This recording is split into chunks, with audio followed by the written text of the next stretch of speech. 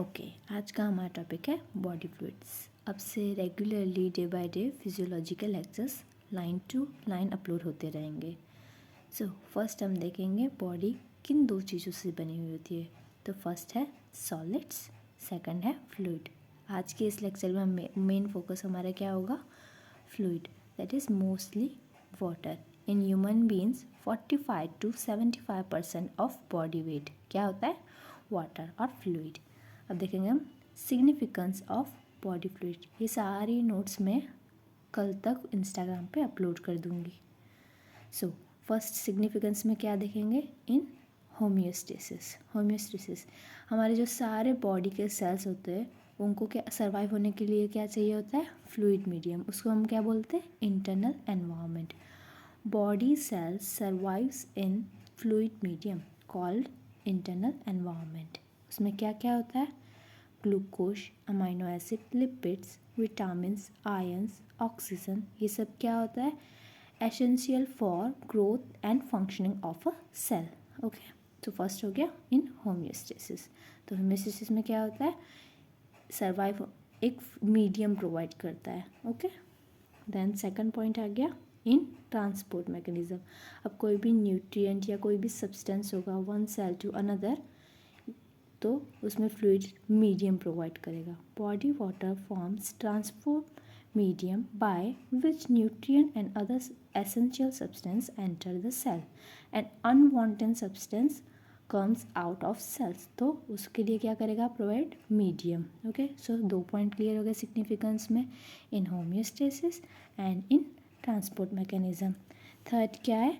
इन metabolic reaction. अब हम देखें कि काफ़ी सारे मेटाबॉलिक रिएक्शंस होते रहते, तो उसके लिए मीडियम चाहिए रहता है, तो वाटर उसको मीडियम प्रोवाइड करता है। तो 3 पॉइंट यहाँ पे क्लियर होते हैं। फर्स्ट कौन सा? In homeostasis, second in transport mechanism, third in metabolic reactions. So fourth हम देखेंगे in texture of tissue. Of course water is necessary in any texture of tissue. Water inside cell is necessary for characteristic form and texture of various tissue. And fifth है in temperature regulation. Of course sweating ये सारी process किस लिए होती है? हमारी body का temperature maintain करने के लिए। अब हम देखेंगे कंपार्टमेंट्स ऑफ बॉडी फ्लूइड्स और distribution of body fluids.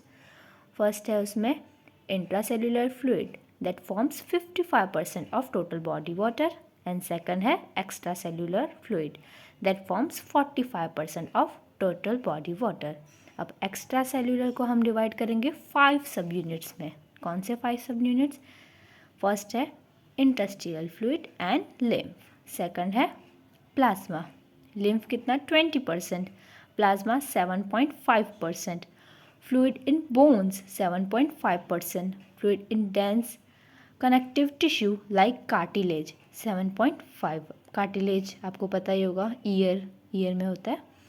And fifth transcellular fluid that includes transcellular fluid में क्या क्या इंक्लूड है? CSF, intraocular fluid, digestive juices, serous fluids, synovial fluid in joints and fluid in urinary tract. तो हमने देखा compartments of body fluids. 2 उसमें important देखे क्या? इंट्रासेल्युलर फ्लूइड 55%, एक्स्ट्रासेल्युलर फ्लूइड उसके 5 सब यूनिट्स देखे। उसमें lymph, plasma, fluid in bones, fluid in dense connective tissue like cartilage, transcellular fluid that includes CSF, intraocular fluid, digestive juices, serous fluid, synovial fluid in joints, fluid in urinary tract. अब हम देखेंगे composition of body fluids.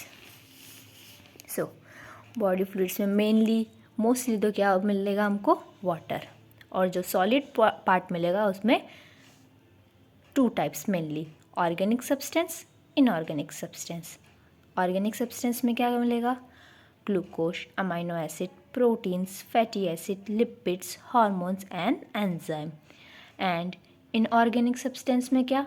Sodium, potassium, calcium, magnesium, chloride, bicarbonate phosphate and sulphate. So ये हमने broadly देख लिया body fluids.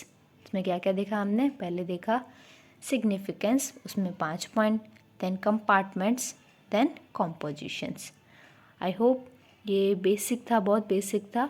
Then अब हम कल के लेक्चर में देखेंगे blood chapter. Okay, thank you guys, please subscribe.